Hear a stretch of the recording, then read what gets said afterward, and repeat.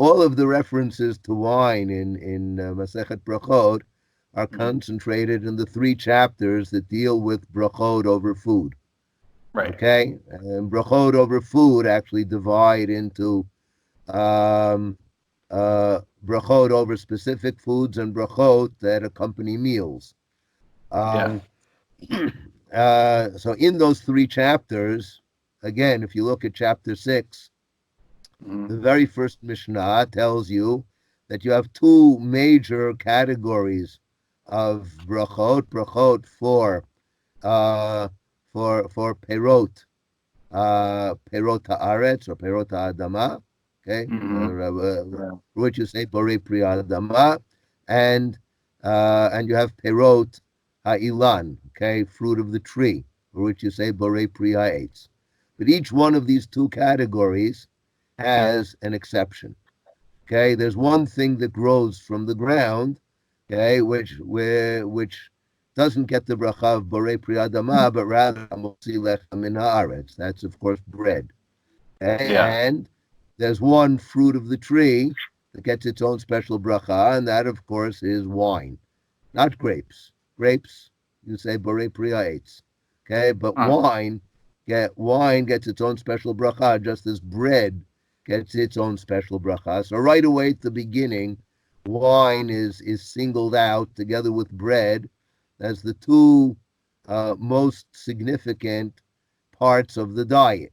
Okay, as you then go through chapter 6, move into chapter 7 and 8, you discover how central wine and bread are to the meal. And interestingly, in chapter 6 and 7, the main part of the meal is the bread. Okay, the bread is the staple of the diet, and that's the centerpiece of the meal. In chapter 8, bread has disappeared entirely, and wine opens and closes the chapter, as well as appearing within the framework of Kiddush and Havdalah, which this chapter presents as always being part of a meal. So you really have like 2 different perspectives on a meal in Tractate Berakhot. You have the meal focusing on bread, which I would say is, the meal as sustenance, but also the meal in these chapters is presented as a cultural event. Okay, if I can backtrack for a second, one of the reasons that wine and bread are singled out is not only because of the role they play within the framework of the meal, but I think also because of the way in which they're produced.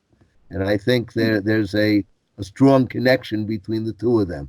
Okay, there are no food products or beverages that are consumed as part of a regular diet that require as lengthy and intricate a process of preparation as bread and wine. Okay, and that of course is detailed in many other sources. Some of them in the Mishnah, some of them in other sources. The Tosefta, okay, in Berakhot, which the text that accompanies the Mishnah, okay, the Tanaitic texts from that were assembled around the Mishnah. So the Tosefta in Berakhot actually lists the same melachot of sidura depat, of preparation of bread, that you have in the Mishnah in Tractate Shabbat.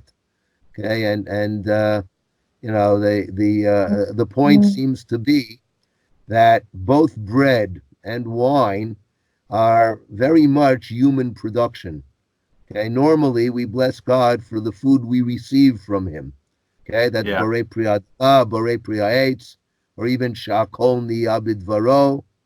Okay, but then you have the bread and the wine that more than anything else symbolize how human beings take a natural product and completely transform it. They give it a completely different shape, and then it becomes not just a staple of the diet, but it becomes actually a focal point for human culture.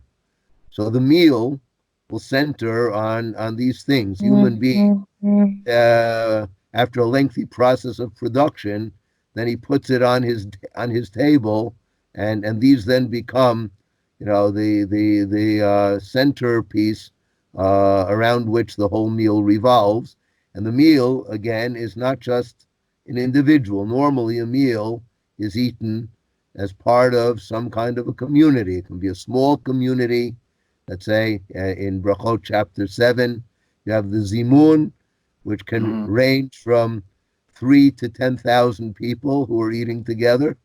Okay, and okay, so it can be a smaller community or a larger community, but that communal framework of eating is very central, and bread and wine both are very central within that framework.